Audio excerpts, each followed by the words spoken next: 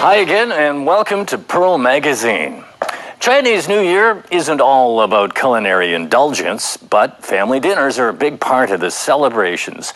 Later, we'll find out what makes those famous dishes so flavorful and meaningful. First up tonight, Hong Kong is so wasteful, we even have a mascot for it. Authorities have plans to cut down our garbage, and that includes big changes to the way our discarded glass beverage containers are collected and recycled. Tonight, we find out where all those bottles are going and what happens to them in the afterlife. At a local shopping center, the Environmental Protection Department is holding a splashy launch event to promote recycling. This event is aimed at raising public awareness about the need to recycle glass beverage bottles. Until recently, glass bottle recycling programs were voluntary. But in an effort to expand the networks and to get more glass recycled, the government recently appointed glass management contractors, or GMCs, to take over the process. Officials say the total amount of waste glass containers collected in 2018 increased by about 45% compared to the previous year. The government has set a target to collect 50,000 tons of glass bottles each year, about half of the amount currently dumped into landfills. But achieving that goal will require more support from all levels, including community, producers, business, and other stakeholders. For the government contractors, we engaged him through the open tender. Certainly, there are room for further consideration by the government. But I think the law is still new, that we'd like to have more observations and consider the way forward later. Recent EPD data shows Hong Kong is far behind regional neighbors in reducing the amount of municipal solid waste ending up in landfills.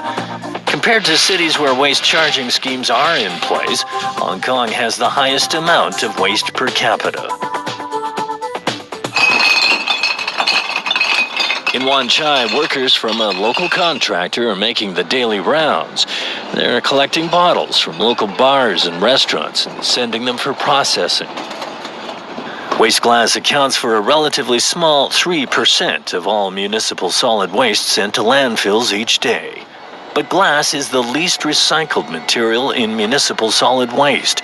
It's heavy, it's bulky, and it needs to be handled carefully. Once it's weighed and loaded, this truckload of bottles will head for a processing facility in Tuen Mun.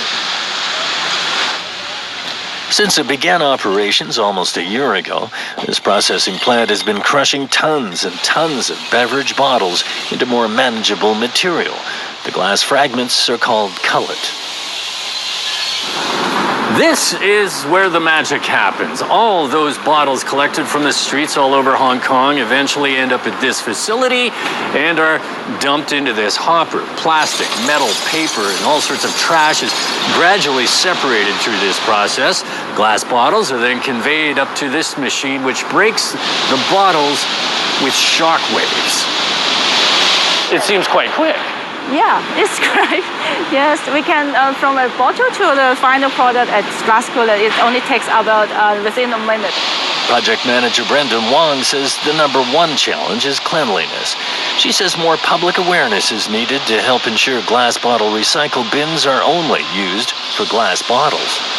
Our workers always report to us that they find many non-glass items in our glass collection bins, such as the food waste, plastic bottle, used clothes, and they need time, spend a lot of time to separate them out of that collected glass batches. More than 1,600 collection points have been set up in various areas to strengthen the network. The hope is to increase volume, but that requires buy-ins.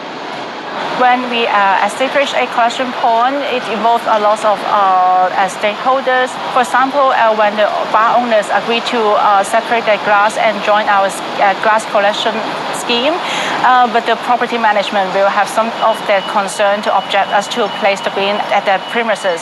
So this further liaison is required, and it takes several weeks or months to set up a point. This is the last stop in the process for all those bottles from earlier. We're looking at about 250 tons of glass fragments. The plant here in Tuen Mun has been operating at a peak capacity of about 40 tons per day, but as demand increases, it could more than double that in the future. Stakeholder engagement is very important, whether we can get all these customers involved to ensure the quality of the collected glass item. So all this engagement work is needed to ensure a larger quantity of glass can be collected. And getting participation from Hong Kong's ubiquitous shopping malls will be crucial. That involves the property management of the shopping mall, as well as the landlord sometimes. So as you can see, there are several parties involved in the entire process that we need to reach consensus before they can participate in this glass collection scheme.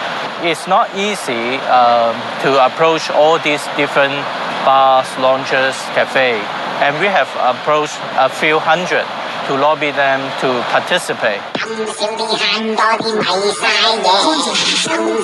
Getting more glass bottles recycled in Hong Kong will also require more quality end product. That means clean recycling and a harmonized logistics collection process.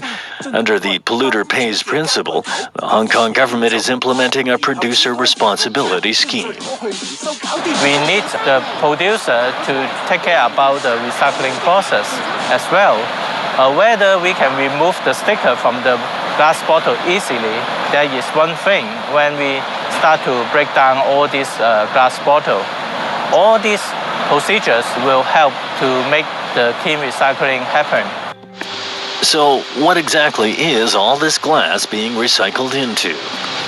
Glass can be recycled endlessly without any loss in purity or quality. Discarded glass containers are often recycled into more glass containers.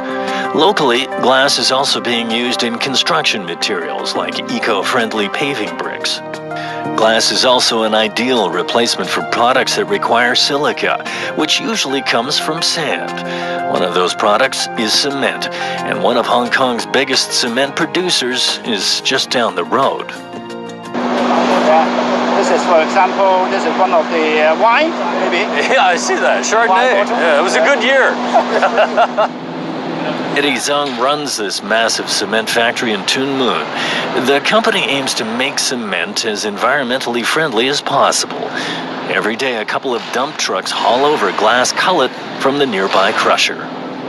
So this glass, even though they are not making money or not adding strength to the cement, we are very willing to take it up on this project because we understand this glass bottle, if they are not burned in the cement plant, it will be going to the landfill. Cement is used as a binder to make concrete, one of the most consumed substances on the planet. It's in virtually every building, road, and bridge around us.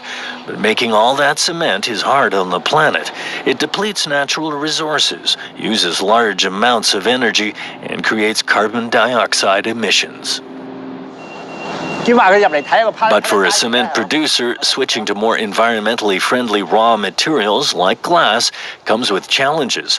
One of the biggest is supply. Before it's difficult. Without a collector, which can give you daily supply of glass cullet, it's really difficult. Mix the glass into cement one day and the next day you don't have any glass. It's difficult. So have to have a pretty reliable source that we can mix it into the cement every day. The glass cullet will go through a secondary crushing. Other materials, which have been milled and mixed, rolled and superheated, eventually yield a semi-finished product called clinker. Calibrated amounts of glass are added at this stage, then more grinding, more heating, and eventually there is cement powder. Here it is, the final product. Every day, this plant turns out almost 1,300 tons of these cement sacks. Inside each sack is about 9% silica. Of that 9%, about 1.5% comes from glass, in this case, recycled glass bottles. The plant is able to process 20 to 25 tons of glass cullet a year. That's a lot of bottles. It's technically challenging, but there is the potential to process thousands of tons more by adding it earlier in the cement production process. But recycling more glass will require a bigger and more stable supply, and that means more commitments.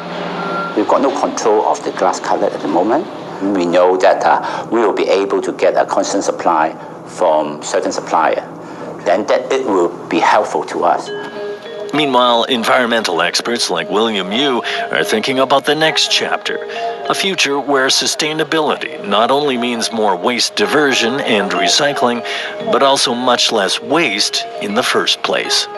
Every day we have got 300 tons of glass bottle that we need to deal with. When the waste charging scheme takes place, you will see a significant drop in the waste amount. To give waste a dollar sign, the disposal of waste will carry a heavy price tag. People will care about how to avoid creating all this waste, as well as to seek for more channels for recycling and collection. That will change the entire ecosystem. That is a very important milestone for waste reduction. When we come back, it's Chinese New Year, and it's time to eat. Stay with us.